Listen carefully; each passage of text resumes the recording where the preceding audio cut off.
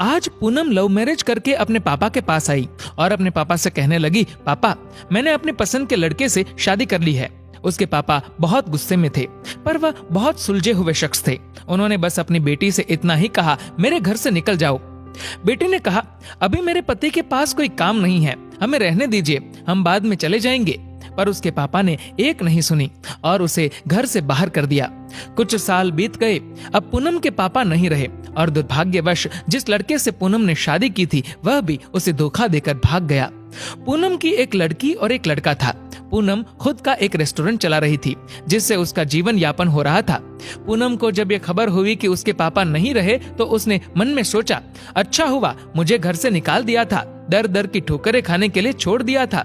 मेरे पति के छोड़ जाने के बाद भी मुझे घर नहीं बुलाया। मैं तो नहीं जाऊंगी उनकी अंतिम यात्रा में। पर उसके ताऊजी ने कहा कि पूनम हो आओ, जाने वाला शख्स तो चला गया, अब उनसे दुश्मनी कैसी।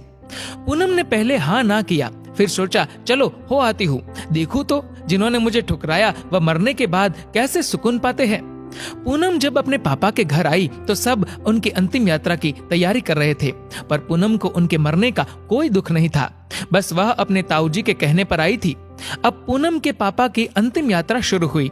सब रो रहे थे, पर पूनम दूर खड़ी हुई थी। जैसे तैसे सब कार्यक्रम निपट गए। आज पूनम के पापा की 13वीं थी।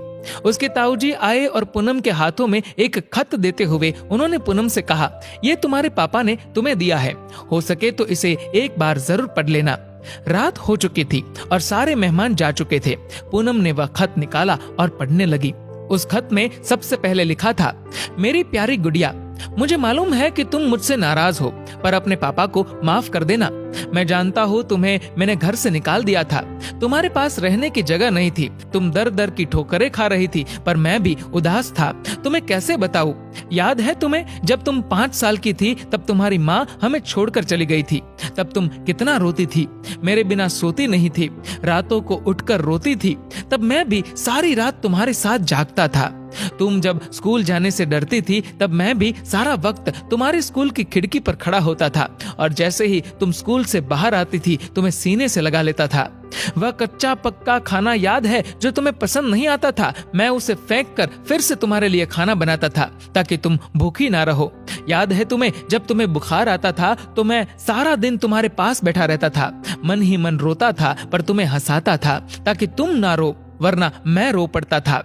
वो तुम्हारी पहली बार हाई स्कूल की परीक्षा तुम रात भर पढ़ती थी और मैं सारी रात तुम्हें चाय बनाकर देता था। याद है तुम्हें तुम्हारी पहली जीन्स और छोटे कपड़े, वह गाड़ी, सारी कॉलोनी एक तरफ थी कि ये सब नहीं चलेगा, लड़की छोटे कपड़े नहीं पहनेगी, पर मैं तुम्हारे साथ खड़ा था, किसी को तुम्हारी खुशी में बाधा बनने नहीं दिया। तुम्हारा वह रातों को देर से घर आना, डिस्को जाना, लड़कों के साथ घूमना, इन सब बातों को कभी मैंने गौर नहीं किया, क्योंकि तुम जिस उम्र में थी उस उम्र में ये सब थोड़ा बहुत होता है। पर एक दिन तुम ऐसे लड़के से शादी कर घर आई, वह भी उस लड़के से जिसके बारे में तुम्हें कुछ भी पता नहीं था। तुम्हारा पापा हूँ, मैंने उस लड़के के बारे में सब पता किया। उसने न जाने वासना और पैसों के लिए कितनी लड़कियों को धोखा दिया था, पर तुम तो उस वक्त प्रेम में अंधी थी। तुमने मुझसे नहीं पूछा और सीधी शादी करके आ गई।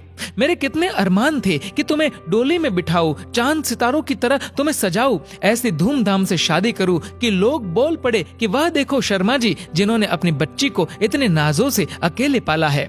पर तुमने मेरे सारे ख्वाब तोड़ दिए। खैर, इन सब बातों का अब कोई मतलब नहीं है। मैंने तो तुम्हारे लिए खत इसलिए छोड़ा कि तुमसे कुछ बात कह सकूं।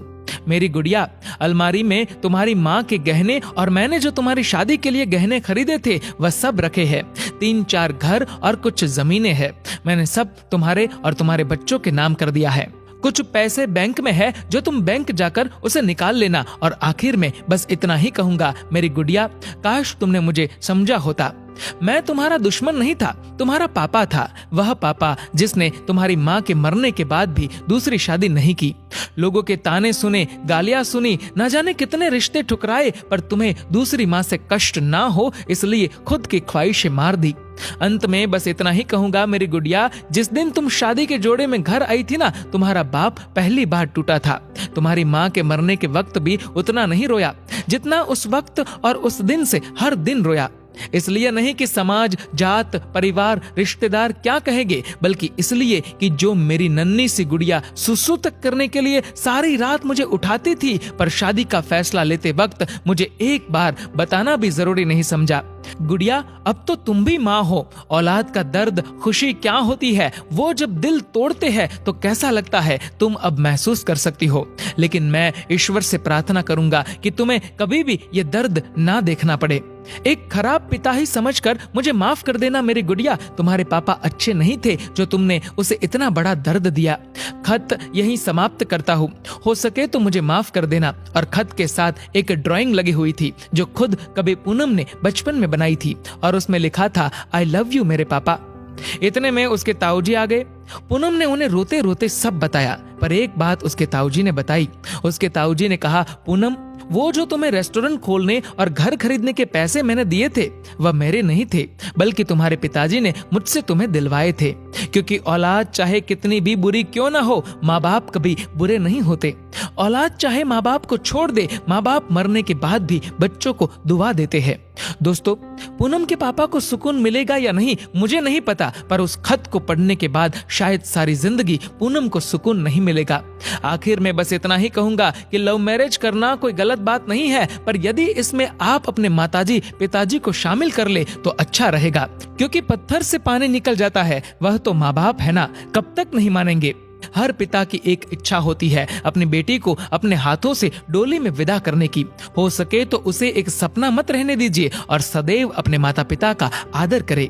दोस्तों, इस वीडियो को लेकर आपकी क्या राय है, नीचे कमेंट करके जरूर बताएगा। और अगर आपको ये वीडियो अच्छा लगा हो तो इस वीडियो को लाइक करेगा, शेयर करेगा ज्यादा से ज्यादा लोगों तक। और ऐसी ही और भी इंस्पिरेशनल वीडियोस के लिए सब्सक्राइब करें हमारे यूट्यूब चैनल को और फेसबुक पर फॉलो करें हमारे पेज को। धन्यवाद।